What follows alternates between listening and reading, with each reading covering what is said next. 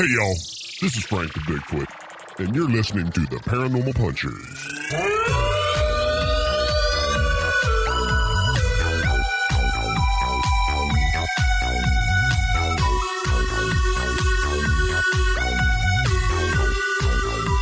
Hey, friends. Welcome to a special episode of Paranormal Punchers. I'm Mark. I'm Alicia. And we are here today with Saturday Adventures. Paul and Anna, how you doing? Hey, we're great. I'm Paul. I'm Anna, and together we're Saturday Adventures. Nice. Yeah, we rehearsed that for a very long time. Yeah, you nailed it.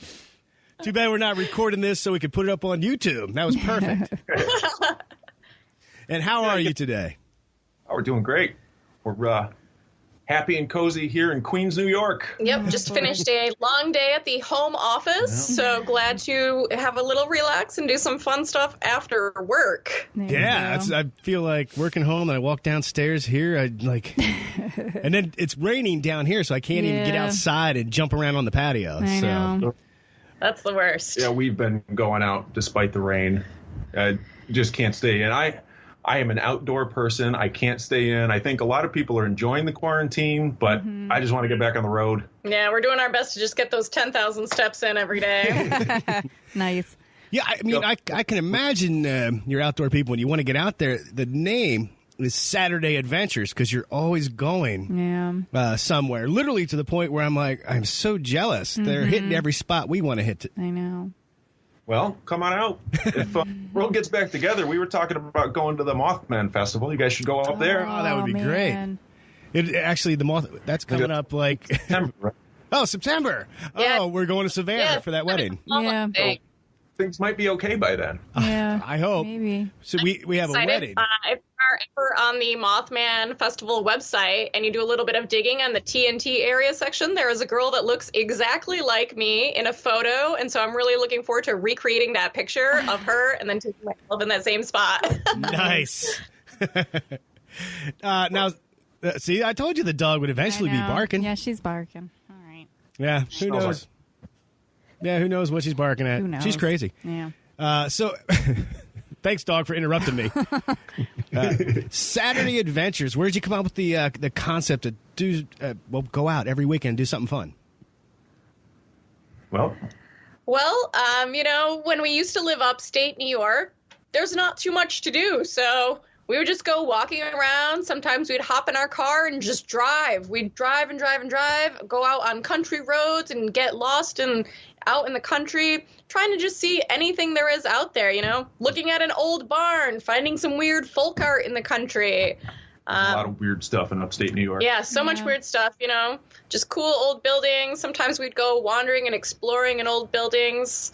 Once we moved to New York, I didn't know a lot of people, didn't really know what to do, and so I was just trying to research fun, cool things to do around New York, and I came across this really awesome website called Atlas Obscura, which has honestly been a game changer for all of our Saturday adventures. And one of the first things that we did when we were in New York was went on a little Saturday adventure to a place called Dead Horse Bay, very aptly named. Yeah, it was... It's a nice little piece of beachfront down on the South Shore of Brooklyn, where in the past it's been a garbage dump. Oh. It's been a horse processing plant. The rivers wash out there, so the mob dumps weapons in there. And if you walk along the beach, it's just garbage and trash and rusted, twisted metal and horse bones, little sections of horse bones. Wow. So that was the first Saturday adventure that I wrote about. My goodness. Wow. But I mean, we've been doing this for 16 years now. As far as the stories go, I've gone back and written stories about stuff that we did in the past, like Egypt. I think we were there in 2008, I believe. And the first trip we took to Florida, I think, was even the year before that. Yeah. But it was about 2017 that the story kind of started up. Wow. Yeah, and you've literally been to all the great places. You've been out to California where Bigfoot is. You've been down to the Winchester Mystery House. Heck, you went down to see Robert the Doll. Robert, yeah. Yeah, I think one of the great things about my job is I get to travel for work. And since I kind of changed roles within my company, I've been really able to kind of mix that travel and also bring Paul along. And every time I have to go to a different place, I usually will make it into a small vacation afterwards, which we will squeeze in road trips and adventures and fun stuff like that. That's kind of how our West Coast trip came about. I had to go to Seattle for work, and Paul flew in out to meet me after a few days and had an epic road trip all the way down for 2 weeks down the West Coast. It was wonderful. Wow. Yeah, that was a great trip. We just drove and drove for days. It's something I've always wanted to do. That's amazing. Yeah. You know, I got actually some of these questions. Paul was sent me a list of some things that we could discuss here, and one I loved. This is very right to the point. How did you get weird? So actually, I thought that was an important section I put together. I think, you know, for me, I was the only child, and I grew up watching Unsolved Mysteries like all the time. One of my favorite things on Unsolved Mysteries was what I used to call the pizza ship. It was a very triangular-looking ship with bright red lights, which I always thought looked like slices of pepperoni, and I would just tell my parents, "Oh my God, the pizza ship's coming to get me." You know, I have a framed picture that I drew as a really little kid of the Bermuda Triangle on my wall right now. You know, I think like as I got older, I got interested in a lot of other stuff. But, you know, even when I was little, bugs, Egypt, dinosaurs, archaeology. I was not playing with Barbies when I was little. Kind of missed out on that. I was like reading about Howard Carter, who was like one of my inspirations. He was the guy that discovered King Tut's tomb. Oh, wow. And then, you know, as I got older, when I went to college, I got a degree in anthropology. I was really interested in South American archaeology and also people who use hallucinogenic drugs for mystical experiences. And I was kind of interested in how we kind of transitioned that to people who are doing drugs in contemporary society, you know, and are there healing properties surrounding that? This is what she went to school for. It's all legitimate. Yeah. Her first degree. Wow. That's amazing. Yeah, once I finished school, though, I realized at no point did I learn Spanish, and that kind of made me reassess working in South America and in the Amazon. So decided to take a little bit of time off. Actually went back to school for a master's degree in museum studies. Oh. Again, not a degree that I currently use, but still. Paul, what about you? How'd you get so weird? Well, I was a weird kid. I've loved horror movies and heavy metal all my life. The first movies that I ever went to see, I think I was 4 or 5 years old. The first movie I ever saw was Baby, Secret of the Lost Legend. You know which one I'm talking about? No. Oh, it's about Mokele Mbembe, the brontosaurus in the Congo. Okay. Oh. So even then, it was a Disney movie. It's got William Catt, the greatest American hero. Oh, yeah. I think it's actually on YouTube for free right now. But I saw that in the theater, and the same year I saw E.T. Okay. And I think that shaped my life right there. You know, I remember being into the Loch Ness Monster, but I think that was more about dinosaurs, just like the Congo. And then I was in the 3rd grade when I got my first book on Bigfoot. It was a Scholastic book fair, and I picked it up, and that changed my life right there. And then 2 years after that, I was in the 5th grade. I met my first cryptozoologist. He was a guy named Joe Zarzinski, who was searching for the monster in Lake Champlain. So New York State pride right there. That's our monster. Nice. We finally made our first trip up there this year. So we went searching for Champ. Yeah? Awesome. Did you find him? No. Well, yes, but no. We did find the local monument and Okay. a bunch of other cool stuff, too. What's that lake up in New York in the wine area? Is it Seneca? Yeah. Yes. Finger That has Lakes. like supposedly the military testing subs. Do you know which lake I'm talking about? There's weird stories about the Finger Lakes. Yeah. Seneca had a story that there were whales in it, Oh. and they had a festival for years and years, and unfortunately ended the year that I found out about it, so I never got to go to it. Oh. But I even saw signs on the highway for it, for the Seneca whale watching. I think it was People Seneca. would go, and they would just sit on the shore and watch for whales, and no whales ever came because there's no whales in Seneca Lake. That didn't stop for years. Hold on to that faith, you know. Right. Again, upstate New York is a weird place. You said you're into horror movies. Just curious, like, what's your favorite horror movie of all time? I think I started watching Jason and Michael Myers when I think I've been with them the longest, but I know. That's actually a really tough question. That is a tough one. Yeah, you really have to break it down into categories. Like, what's your favorite slasher? What's your favorite Bigfoot movie? Your favorite ghost movie? Right. Jason's my boy. I'll put Jason on top of everybody. I always enjoyed. Go ahead. Oh, I was gonna say, yeah. Paul loves Jason. I have sat through every Jason movie, not necessarily as a fan, as a supporter. Right.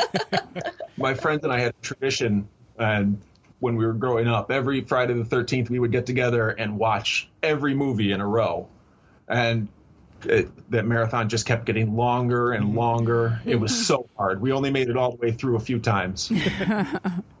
I mean, yeah, you even like Jason X, where he's in space. The only one that I don't like is Jason Takes Manhattan. Okay. Ah. That's the only one with soul. Yeah, I mean, I remember watching that when I was younger, and the guy who was trying to box Jason on the rooftop, and I was like, that's not gonna work out for you, and it didn't. When Crystal Lake was connected. Somehow, yeah. Connected to the sea, Jason could teleport, and that was. I've been to Crystal Lake. That wasn't an adventure we went on together, but a friend of mine and I, we went and we trespassed on the Boy Scout camp that they filmed the movie on. Mm-hmm. And we went in, we saw the lake, and we saw the mountain in the background, and we hung out in the town where they shot a few scenes. Very cool. So, Jason, he's been a big part of my life. Well, speaking of the great outdoors, what's your favorite adventure that you've been on so far? Well, that's an easy one for me. Anna, what's yours? Well, I made an incredibly long list because I was really struggling. Like, every adventure is probably one of my favorites. I would say, one of our earliest adventures was going to Egypt. I was dirt poor. I was in college. I was like living off my student loan money. And, I ended up taking a class in Egyptology, and I was like, love Egypt, always wanted to go. So when I got my student loan money, I started saving it, got a little money from my grandma. I was stapling $100 bills behind a big tapestry that we had in our bedroom to save money. And one day I came home from an internship I was working at, and I told Paul, we're going to Egypt. And he said, haha, yeah, right. I slowly pulled back the tapestry and showed him all the $100 bills I had stapled from the student loan money I was hoarding and hadn't paid rent in a few months. And we went to Egypt. It was awesome. It was so much fun. We ran out of money and I had to call my grandmother for help halfway through. So the best adventure, but it was really fulfilling one of our lifelong dreams, for both of us since we were kids, seeing the pyramids and just like seeing the whole country, seeing the tombs, it was really cool. Beyond that, I think there are some really fun, peculiar things that we've gotten to see, specifically the Nutty Narrows Bridge in Longview, Washington. Yeah, we are squirrel tourists. Yes, professional squirrel tourists. This is the world's only suspension bridge dedicated to squirrels. There was an older gentleman, I believe he was like an engineer, and he was seeing squirrels get hit by cars all the time out in front of his house at this busy intersection. So he thought to himself, what can I do for the squirrels in my neighborhood? Build a suspension bridge between two trees. Wow. Oh my goodness. It was like my heart melted when I saw it in person. Does it work? Does it save lives? It does. They actually had a fundraiser a few years ago, I think, to do like a restoration on it because it had gotten like a little old and rickety and dangerous for squirrels crossing. But yeah, now it's in top-notch condition. Nice. Your Pennsylvania adventure. Oh, yeah. How could I forget to mention... Further squirrel tourism. Yeah, well, we're expanding into the rodent world here. 1 year, Paul, for our early anniversary present, took me on an adventure to Punxsutawney, Pennsylvania. And if you are familiar with Punxsutawney, Pennsylvania, there is one very famous rodent there. Yeah. Punxsutawney Phil, the weather predicting groundhog. So we went there. We stayed up all night. We were there in a crowd of people at like 4 a.m. waiting for a groundhog to tell us what the future will be. We knew him. He was a personal friend. Yeah. A friend of mine, his mother had found a baby woodchuck on the side of the road. It was something must have pulled it out of its den because its eyes were still closed. So she took it home and nursed it and raised him. And I tell you that woodchuck could not hold his chocolate cake.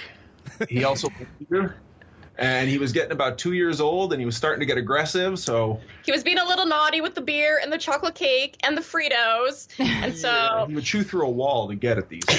So wow. Being a country lady, my friend's mom said, I have two options. I need to take him out and shoot him or give him to somebody because he'll never be able to survive on his own. And she got in touch with the Punxsutawney people, and they took him as one of the Phils. Oh. So we have us that the Phil that we saw is still the one that we knew. Oh, very cool. We know that guy. And now he does the Pennsylvania lottery commercials. I know. Oh, that's amazing. Well, that was probably 7 years ago, so it's probably a new Phil now. It might be. I know they say he lives forever. But, And he does. He does live forever. Okay. I saw a photo of him drinking the magical elixir. Okay, so it might be two Phils, but they're both going to live forever for now. So my favorite adventure is an easy one. It goes right back to that same Bigfoot book. We went to Willow Creek. We saw that Bigfoot statue, and I mean that really just brought everything full circle for me. You know, I've been into that since I was a little kid. We pulled into town, we checked into the Bigfoot motel and walked over to the statue, and like I was a little kid once more. Aww. But even better was earlier that day when we were driving through California, and you know, we've been on the Pacific Coast Highway for probably 3 days at that point, just driving along the side of the ocean, looking out over the Pacific, and we finally got into California, and we'd already seen a few elk at that point. You know, just on the side of the road. But we came around a bend in the mountain, and literally right in front of us was a herd of 30 elk just hanging out in this field, grazing on grass. There were people sitting on the side of the road watching them, and we just pulled off. It was evening, like everything was gold, and I'm just taking pictures of these elk, and it was probably one of the most amazing moments of my whole life. Wow. And it's the kind of thing that you can just find just wandering around this country. And I mean, I've been all over this country. I've been to 47 states and just wandering and finding weird things like that all my life. It's a lot different than seeing a deer. Oh, I bet. They're massive. Yeah. I was really hoping somebody see he came around a corner, and there he was, Bigfoot, just having a picnic by the side of the road. When we were in Willow Creek, I went out the next morning.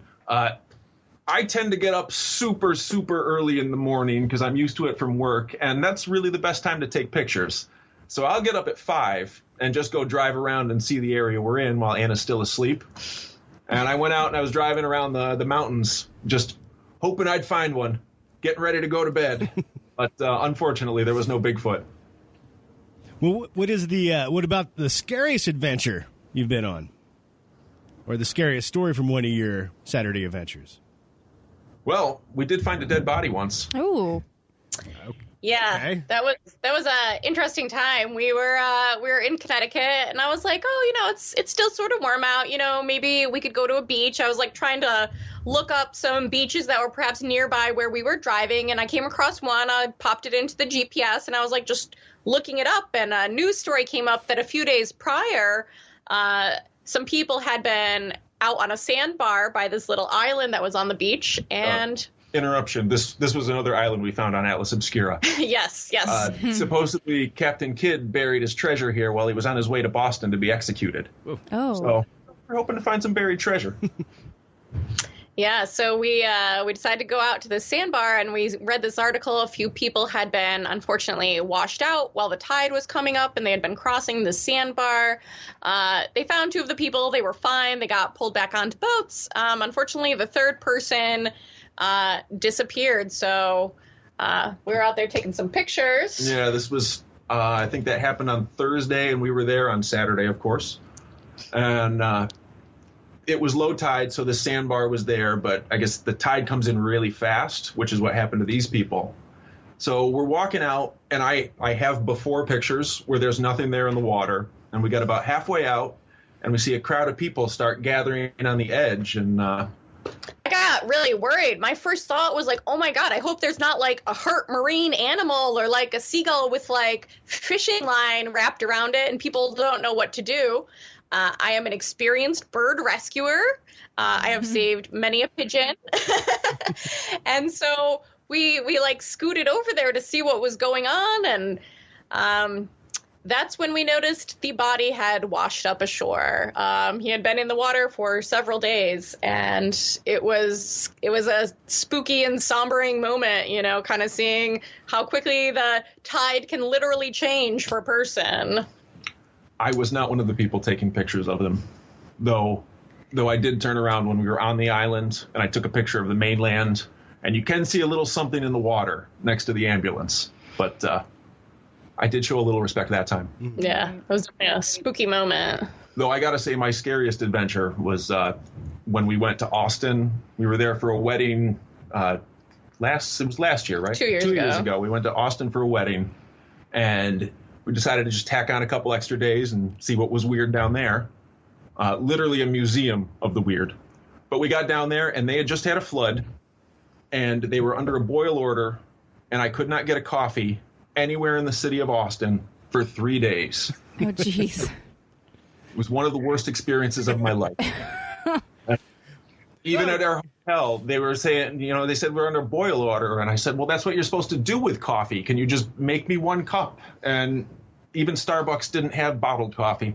It was a nightmare. Wow. A beer. You could just add a beer. Yeah, you get a coffee stout. Yeah, exactly. It's a great way to start the day. True. What about, you know, since you've been to a lot of these the paranormal places in America, any paranormal experiences? I'll let you go first. Yeah, unfortunately, I don't really. I've only had like 2 experiences in my life that I can speak of, and it wasn't really at any of those places. You know, we've gone to Eastern State Penitentiary, which was amazing. You guys, it's not far away from you, right? You're just a couple hours. Right? Yeah, like an hour and 45 minutes? Yeah.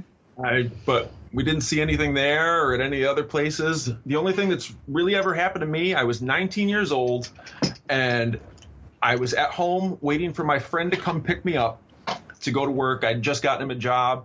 I didn't know him that well and didn't know that he was one of the most late people you will ever meet. And he's super late, and I'm starting to get worried, and I hear his voice in my ears say my name, just as clear as could be, and it scared the daylights out of me. I thought something had happened to him. I panicked. I went to work, and he showed up later, and it wasn't something that I imagined. I heard this voice in my ear, and that was the main one. And then a couple years ago, we were spending the night at Anna's grandmother's house, and we woke up in the middle of the night, and both of us clearly heard a voice say, "Hey!" Oh. Yeah. I'll take over from there. So I want to preface this by saying, like, my grandma's house is not like a spooky house. She's the first person who built this house. You know, it used to be a field beforehand, you know, then build over a cemetery, like nothing spooky. And honestly, I had a couple of strange experiences at my grandmother's house. On 2 different occasions, I saw a shadowy person that was very scary. The first time, at both experiences, I should mention, were like in the daytime, which makes them more scary. The first time I was really little, I was like hanging out in their bedroom, and I was just like playing with some stuff on the bed. And they have a closet with sliding doors, and the door was cracked a little bit, and I saw this like hand sort of like reach out from the closet door, and it kept going and connected to a shadowy arm. And as the arm was like coming out, the arm bent around a corner, but obviously it's flat and a shadow. And this person stepped out, just an all black shadow, and their fingers were like extra long and pointy, and it looked like they had a like punk rock mohawk, which makes it sound really silly when I tell this part, but it's still real scary. And I was just like, oh my God, like I was utterly terrified. I was shocked. I ran out of the room.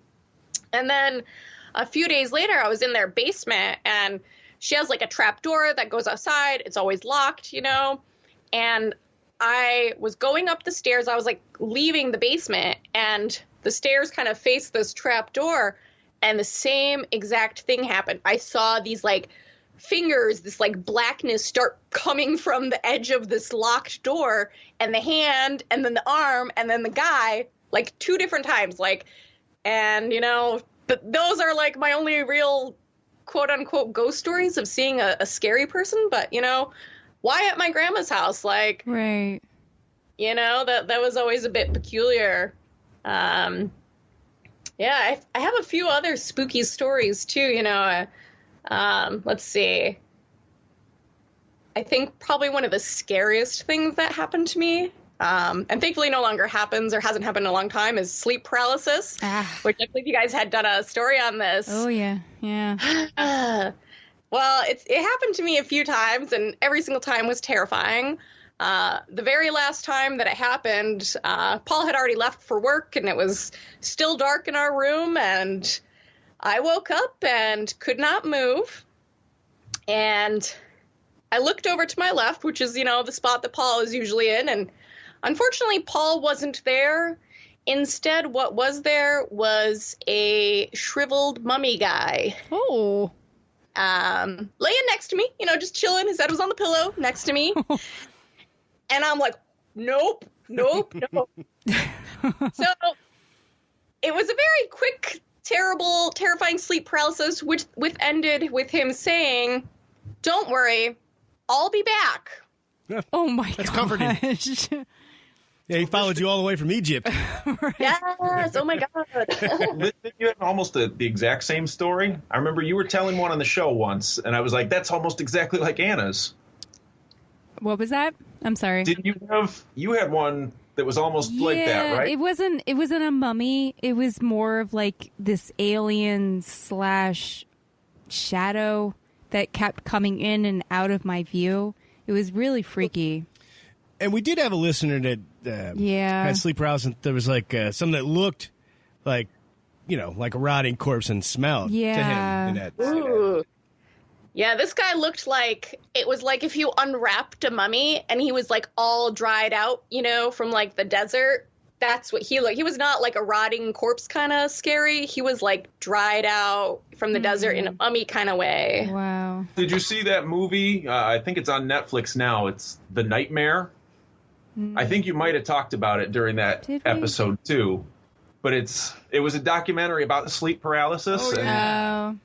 And it was crazy when we watched that because it made me cry. Yeah, because someone else like had such a similar experience to me. Like I was like, oh cool, sleep paralysis. I had that a few times, and then I heard someone tell almost the exact same story as me, and I was like, no, this is too scary. Yeah. This had happened years before we saw that movie, and we watched it, and it was like listening to them tell the same story that she had told me. Has it come back? No. Okay. Oh, thank God. You know, every now and then, like I almost like feel it coming on because you get this like weird sensation, like you start to feel it happen, and I've been able to kind of like pull myself out of it before it gets to the scary point, you know? So I've kind of like trained my body a little bit, but yeah, that's good. Thank God.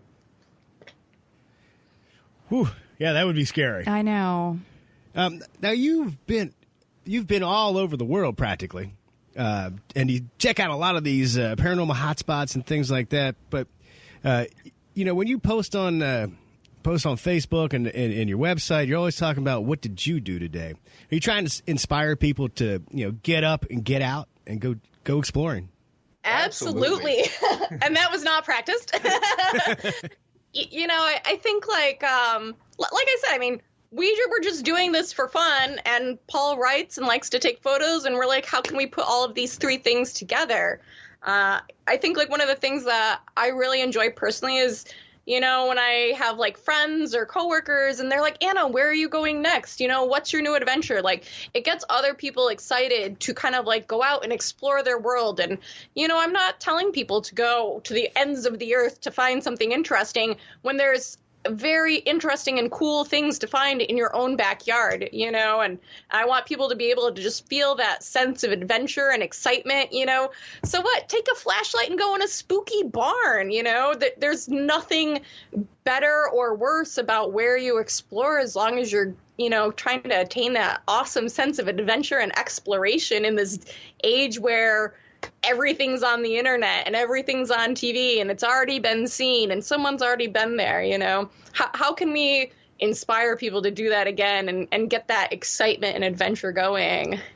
Yeah, I've always just wanted to get out and see as much as I can. I mean, I used to be the person that would just get on a Greyhound bus and just go someplace, ride it for a few days. My backpack is a pillow. Thankfully, our accommodations have gotten a lot better now. Hotel rooms these days, but I've slept many nights on a Greyhound bus, and I just want to see as much as I can and get out there and inspire people to do the same thing. Well, do you ever get any feedback from anybody that checked out all the photos and the stories, like saying, hey, you inspired me to go do this? Nobody's really gone out and gone to see a bunch of stuff, but, you know, we got a lot of feedback on it. People saying, you know, they love seeing the stuff, love seeing these places that we've been to, and you know, I would love to see people start adding their own pictures to it and going to the same place. I know. I was like, man, they did what I wanted to do. They beat me to the punch. Since you're always on the move, like, what kind of equipment do you take? I shoot on a Nikon camera. Mostly, I use different lenses, but mostly I use a 28 to 300 millimeter lens, which you can do pretty much anything with. And we'll go on a short segue. So we have a cat, and his name is Winston. And Winston is a disabled kitty. He has 3 3/4 legs, so he's missing the back part of one of his feet. Nothing terrible, but, you know, he was just a birth defect and stuff. So as a present for Paul, I came across a tripod. It was called the Three-Legged Thing is the company, and the particular model of tripod is called the Winston. So that's Paul's go-to tripod. Nice. So we named our cat after the tripod. They're both orange. For me, you know, I'm not taking too many pictures. I you know, fiddle around with my GoPro. I have a GoPro 7, so I take videos here and there, kind of teaching myself how to make movies. So I have a YouTube channel with a few videos. It's my longest video is me getting covered in pigeons at a park in New York City. So if you're interested, you're more than welcome to go check that out. But yeah, Paul's the main photographer here in the team. Yeah, I was going to ask you, I was going to save it towards the end, but I'm going to jump in with it now because the fact that you mentioned you had a YouTube channel, I'm like, why don't you have a podcast? Yeah. I mean, YouTube would be better to show your travel videos, but with the adventures you go on, you already got the name, Saturday Adventures. Like, practically already have a podcast right there. It's, you know, it's something we've, like, thought about, you know. I kind of feel like we're more visual people and you know, with writing and stuff like that. I don't know. What are your thoughts, Paul? We have kicked around the idea, but it's one more big commitment and, you know, setting it up on a schedule. We're bad with schedules, I think. Yeah, we're bad. Like, you know, you see us taking all these adventures and stuff, and I'm really good at planning them out, but not on a schedule, you know. I know where I want to go, just not when I want to get there. And so we kind of just meander through our adventures with, like, this, you know, blasé kind of mindset, and we're not good with organizing beyond that. I think Paul's done an excellent job with keeping our Instagram up to date with the program, but, you know, I don't know. We're iffy on the podcast, but, you know, happy to be a guest on one. Absolutely. Well, we're glad you're hanging out and telling stories. Yeah. Hey, if you ever change your mind, I'll help you out. I'll help you get Lovely. it off the ground. Amazing. All right, so I know, Paul, we had talked, well, maybe even a month or 2 months ago about the fact that you went to the Philippines in Japan. You never got a chance to see the, what's the name of the forest? It just fell out of my head. I know. Sahara Forest, Yes. the Suez Forest. Do you want to tell that story? Well, It was an epic tragedy, which I ended up still being so proud of, because for all that went wrong, Anna navigated the Japanese train system, which was the most confusing thing that I have ever seen. it was so easy. The same with the subway. Just when I thought I'd have, I had down how to get around on the subway, like some curveball would get thrown at me. And we actually didn't have as much trouble as we thought getting around there. Between Google Translate and Google Maps, we got everywhere we needed to easily. Wow. I have a work phone with a data plan. Thank goodness. Really, if you're abroad and you need to use data. Right. But unfortunately, not all the adventures go like they're planned. So we did make it to the Mount Fuji area. Yes, we ended up, unfortunately, on a later train, so that was my bad. We did get a little bit confused on how to take a different train beyond the subway. We made it out there. We got to see Mount Fuji. We got to see a really cool temple. Unfortunately, getting to the Suicide Forest is a bit out of the way and didn't get to see it. But, we were there in our ghost spirit. Yeah, it was like you have to go to this cave. I mean, it's like a fantasy adventure. You have to go to this cave and then walk another half hour. And by the time we got out there, we wouldn't have been able to make a train back in time. Yeah. But still, we got to see the Kappa Temple. That was right in Tokyo, and that was super cool. We got to see the mummified hand that was on Destination Truth, right? Yes, yeah. So, but yeah, I got to go. I was in the Philippines for work, and this time I decided to bring Paul along. He didn't have a lot going on, and so I was like, oh, come tag along with me, When I am working in, countries abroad, I still work U.S. hours, which means I get to see most countries I visit exclusively at nighttime. So Paul got to explore Manila in the daytime while I slept. Yeah, I basically just had 5 days to wander around. It was amazing. Nice. Wow. Yeah, after we wrapped up my work in Manila, we got to go to an island for a few days and check out the Philippines, and that's when we headed over to Japan afterwards, so it was a lot of fun. Yeah, there was no Philippine Bigfoot, I promised either. It's a different island we didn't get to, We did see the world's only carnivorous primate, Okay. but they're the size of a fist. We did all get to see the world's largest pair of shoes, which is in the Philippines. So that was pretty exciting, let me tell you. All right. Well, where to next? Well, we got to get off quarantine here. True. Yeah, true. Yeah, I mean, that just to interject this question. You had all these amazing adventures, and obviously you're going to do more. But how do you think this is? Are you going to be fearful of traveling for a while? Even when things get back to whatever normal will be. Oh, you're not going to be okay. I live on the road. I can't wait to get back on the road. Yeah, for context, for our trip to the Philippines, my team from work was supposed to be going with a huge group of other people. Every single one of them canceled, except for my team, because we're hardcore and we still wanted to just go to the Philippines. It was very interesting to kind of just like see the concern that was like starting to grow around, unfortunately, the coronavirus. And I actually went to Bogota after the Philippines as things were starting to get even more scary. Definitely, I want to stay safe. I want Paul to stay safe. I want everybody out there going on their own personal adventures to stay safe and socially distance as long as, the CDC is recommending that. But hey, if you can explore a spooky old place by yourself or with a friend who's 6 feet away, I hope you do it. And we're also going to continue to do that. Yeah, we will be back on the road as fast as we can. Typically, our big trip time, the behind-the-scenes confession is that it doesn't always happen on Saturdays. I have... Oh, no! Spoiler. Secrets out! Every year I've got 2 weeks off in July, so the last few years we've made that into our trip time. Last year we went to the south. That's when we saw Robert. We went to Expedition Bigfoot. The year before that was when we were out in the West Coast looking for Bigfoot.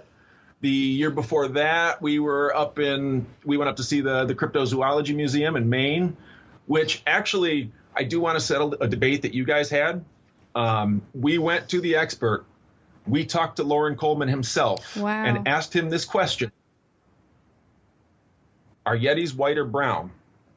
And this is a debate that we have had for years. Probably it's one of the first arguments we ever had was, are Yetis white or brown? And Mark, do you ever have like moments where you're actually right and like you're right and there's no question that you're right?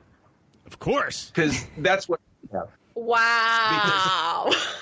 All of the experts have agreed with me that Yetis are brown. And we asked Mr. Cryptozoology himself, and he said that there is no white Yeti outside of Hollywood. Nice. Okay.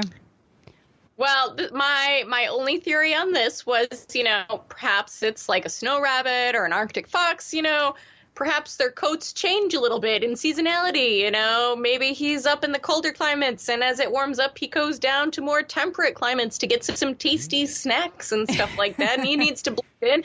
He doesn't want the Sherpas coming to get him, all those hikers on the mountains.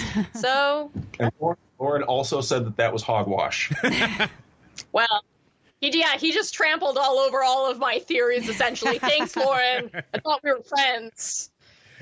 I do want to give him a little plug, too. We just ordered from the Cryptozoology Museum. He's up there. He operates it by himself, and he's offering free shipping during the quarantine, so everybody should order one of his books. We just ordered his book about Tom Slick, the billionaire cryptozoology patron, so I can't wait to read that. Very nice. Cool. Yeah. Well, actually, one thing, when you can go out again, do you have plans for any big adventure? We have been kind of talking about maybe exploring a little bit of like the Southwest. Maybe like all 4 corners of the country. Yeah, like New Mexico and some of those areas. There's a lot of weird stuff out there, like the Marfa-lights in Texas. And, I personally love like seeing a lot of like weird art. So there's Meow Wolf in Santa Fe, which is this really crazy, like huge art complex. So, that's definitely up on my list if that's something we can make it out to this year. Yeah, and I want to see Chaco Canyon. Yeah, we got the Mogollon monster out in Arizona. Mm-hmm. Yep. Oh, so yeah, that'll be fun. Other than that, our only firm plan that we had that's now tentative was to see Mothman. Kind of playing everything by ear for the summer. I'm optimistic. I think things are going to be okay by summertime. Yeah. I'm holding my fingers crossed. I think we're doing a great job in New York, and if people just follow our lead here, the rest of the country will be okay, and we'll get back on track. I would like to get back on track too. Yeah, I'd like to go back to work. Yeah, I bet. Yeah. Let's see. Oh, I wanted to tell you, because I had asked you earlier if you had heard from anybody that you might have inspired. We have a Patreon episodes that we do called Ghosting Gastropubs. It's kind of, we virtually travel around to a haunted location, investigate, and then go for beers at the pub to talk about it. So it's virtual now, but we're mapping out. So the things we're talking about is kind of we are going to do this when we can, when we have the time, money, whatever. So that was inspired by you guys. Awesome. That's so awesome. Oh my gosh, that feels so sweet. We just threw in the pub because it's us. Right. Yes. The train goes right to your town. The train goes right to New York City. You guys should come do a visit. We'll show you around. That would be awesome. It's the strangest in the world. Have you ever been to a Bear, New York? To where? Is it a Bear? Where the Bigfoot site was? Yeah, that's where we went to the. Yes, we went to a bear road, and I had my GoPro on the roof of our car because I was trying to take a selfie of us in front of the sign of a bear road, and a very concerned couple came up to us thinking that we were having car trouble and wanted to make sure that we were okay. I had to assure them that yes, I was fine and not in any danger, and that we were only taking a selfie in front of a sign in the middle of the country. We were up there in Whitehall. They do a Bigfoot festival every year. The Bigfoot Calling Festival, where people reenact their greatest Sasquatch yell. That's right. You did that last year. Yes. You did it in. Yeah, that's right. You had the Beer from My Bigfoot shirt on. Yes. I was wearing the puncher shirt. Nice. That's right. I called it. It's Whitehall, New York. I said a bear, New York. Well, we knew what you meant. Okay. Hey, I'm from Pennsylvania. What do you expect? Where can everybody go? Trying to get to say New York names. Where can everybody go check out the amazing pictures you take, the amazing adventures that you go on? Where can people learn more about all the cool stuff you do? Well, you can find the Saturday Adventure stories on my website. That's printisbetter.com/Saturday Adventures. You can go find us on Instagram at Saturday Adventure, no S. And Facebook, you can look for Indy Anna Bones, and that's also at Saturday Adventures with an S. And Paul runs a tight ship on Twitter, which is Adventures on Sat, because they have a character limitation on your name. I do try to make all of those different so that you're not seeing the same posts on every single platform. Yeah, we're switching up the content all the time. Nice. And I'll put links in the show notes. Now, before we let you go, Paul, you mentioned something about trivia, so I did put together 5 questions to test your paranormal knowledge. Oh, no. Back to that thing about me being right and knowing that I'm right and being actually right. That's going to be now. Okay. Are you gonna compete against each other? Oh, yeah. Okay. Oh, yeah, it's on. All right. We're not a team now. And I'll let you guys decide who rang in first. We have a piece of paper that she has saved for like a year and a half now of rummy scores, where she won one game of rummy and has kept the scorecard ever since. To rub it in my face. She hasn't won since. I have. Not mad. She cheated. Whoa. Well, I can't cheat at someone else's trivia, so it's on. All right, here we go. Question number 1.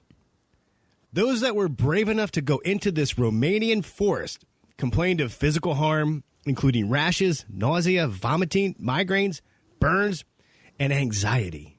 What's the name of this forest? Forest. No. Of course, Skype failed you right there. No, Anna, you were in first, and I think you're right, but Skype broke up. What was your answer? Hayabachu Forest. You are correct. That is 1-0. Oh! Yeah, I knew it. All right, question number 2. I think it was my snake man. What's that? The 13th century castle located in the Czech Republic was not built to repel attacks or keep things out. It was built to keep something in. It was built to cover a gateway to hell. Name the castle. Oh, my God. Oh, I know. Do have a good story about this one. But, I can't think of the name. It's not. Oh, no. All right, have you ever seen the movie The Cave? No, I think you recommended it, but we haven't watched it yet. It's based on a castle. Oh. And it's about these cave monsters down inside that are sealed in by the castle, and they blow it open, and they go down, and the cave monsters kill them all. Sorry, spoilers. Oh, I got to check that out. Yeah, but when you did the episode, I was like, it's about that movie. It's about that movie. So Paul's saying he doesn't know the answer, and I can't remember. It is Huska Castle. I'm going to kick Huska Castle. What is it? Huska. Huska. Oh, okay. I was just looking at it earlier this day or today too. All right. Well, you missed that one, Paul. So I'm still up. Yep. Next question. It's still 1-0. Question number 3. This house was dubbed a portal to hell, and a former homeowner said she and her 3 children were possessed. That didn't stop Zach Bagans from buying it. What is the name of this house? He also made a documentary about it. Mm-hmm. I would like to at this point out that we are artists and not researchers. Oh, damn. I did really, really well when I listened to your one trivia episode, and I was like, how does everyone else not know these questions? Now I'm that person who doesn't know the answer to this question. This might be a tough one. I can rule out the Amityville horror house because, I know people just live there. I'm pretty sure it's a flying snake man. It is not. Yeah. It is the Indiana Hell House. Okay.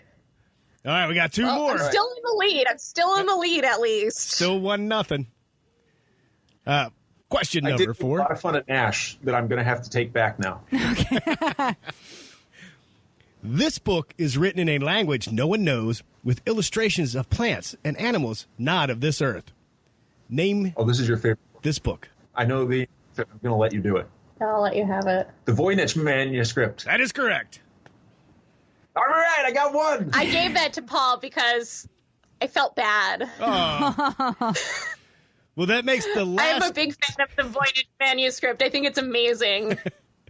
Then the last question is the tiebreaker. Yep. This is all right. This is for all the marbles. This manor sits on the southeast side of Loch Ness in the Scottish Highlands and was once owned by... Urquhart Manor. What's that? Urquhart Manor. Nope. It was... Oh! It was once owned by Satanist Aleister Crowley. Oh, and I know that they are selling pieces of this house. Yeah, it burned down recently, and Yep. the property went on sale. Jimmy Page owned it. Correct. I can tell you all about the house, but I just can't tell you the name of the house. Jimmy Page owned it. Supposedly, Aleister Crowley summoned the Loch Ness Monster there. Yeah. Yep. It sounds like I've won this round. Can we get half a point for that one? Yes. Each? That means you tied. Oh, yeah. I guess we can get them. You both. It's the Boleskine house. Darn it. Yes, the Bleskin house. Yep. Wow, I won't even lie. I'm ashamed. I'm ashamed of how I did. I knew everything about it except the name. I won't even lie. Yeah, I mean, you had everything about it. So that means you guys are tied. So that we don't have a trophy to give you. Nope. But virtually, you're both winners. Yep. Yay. Anna, Paul, this has been so much fun. I'm glad you had time to hang out with us. I certainly love... Thanks for having us on. I love what you are doing out there with the adventures and the photography. I'm sure you're going to inspire a lot more people to get off their butts and get out there and check stuff out. Awesome. That's all we could ever hope for, and then some. So thank you so much for having us, too. We're very excited. This is our first interview, and it's been so... Oh, probably... Give a last shout out to Art Designs. Art Designs 305, right? Yes. Yeah. The guy in Florida. Yeah, Alberto. We were listening to your show when you read the letter from him saying to go to the Wynwood Walls in Miami. And it was when we were driving through the Keys towards Miami. So we took his advice and we went there right away, and it was awesome. I know, that was amazing. I know. I was like, wow, this is the coolest thing ever. Timing. Yeah, it worked out great. We love street as much as a Bigfoot. So the neighborhood we live in the city is kind of a street art mecca. People come here from all over the world to paint on the walls here in Bushwick. And going to see that was just out of this world because we didn't even know it existed. We got to see people that paint up here, people from all over. It was amazing. Wow. So thank you, Art Designs. Yeah. 305. Thank you so very much. He said now. What's that? Are you cut out on me? Said he's living on a boat off the coast right now. That's where so I'd hopefully he's stay, good. Yeah. Thank you for hanging out with us. This has been a blast. I'm sure we'll be chit-chatting some more. And again, thank you also for listening and supporting Paranormal Punchers. It means a ton to us. Yeah. Thank you for doing the show. And thanks for having us. For sure. You have a great night. We're going to talk soon. Take care.